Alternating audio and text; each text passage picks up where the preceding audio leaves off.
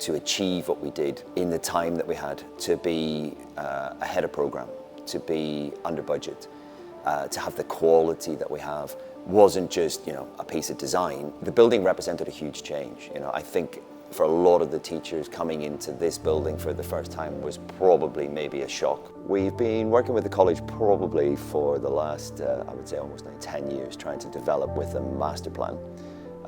When they came to us initially, it started with the predecessor of this building, which was called C Block. It was quite a simple task. We were just to add two classrooms onto the first floor. But when we started to look at whether that was physically possible, I think the conclusion was that it was going to cost way too much to do that refurbishment. But we started to see what it was really needed, and then maybe potentially come back and revisit the design of C Block, which now is the Jafar Centre. And through a long series of negotiations with the college, discussions around how the school might develop, we came across this idea then of creating a hub, and the idea that this building then would serve also as a new teaching space, but also would provide additional facilities. Before we would start looking at proposing to demolish a building, you need to have a lot of justification for that.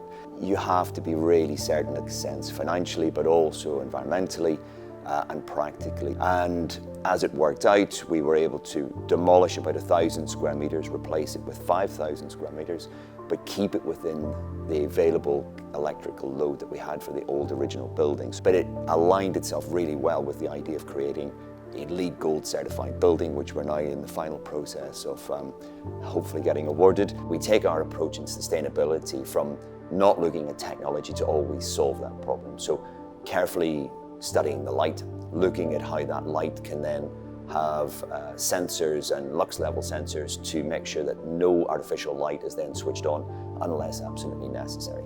We're also supplementing every space with ceiling fans, which means that we can then set the point higher in terms of the thermostats, which saves energy, the thickness of the walls, the amount of insulation that was brought into the building.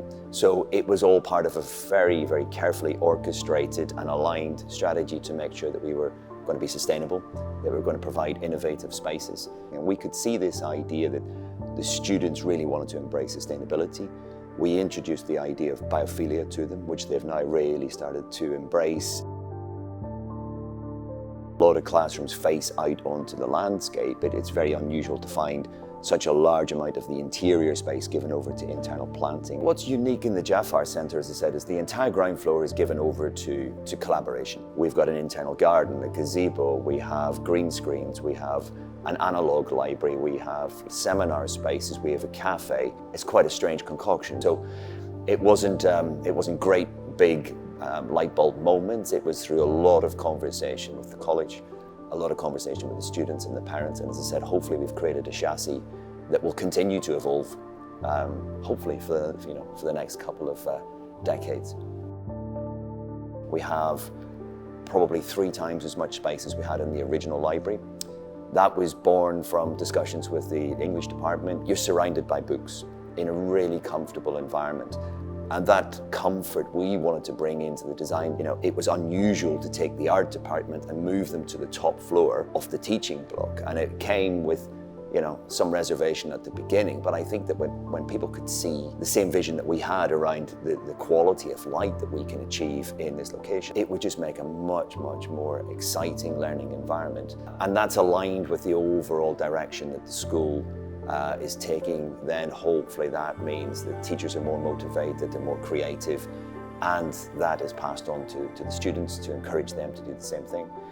The feedback that I've had from just speaking to some students is that they love being in the building, and it's for us, I think that's a massive win. And in a way, we feel like we are guardians of the original campus, but at the same time, we have to be, in a way, bringing the innovation. We have to be bringing the latest blend of technology and construction, sustainability, in a way that we now have some fantastic teaching spaces within the building.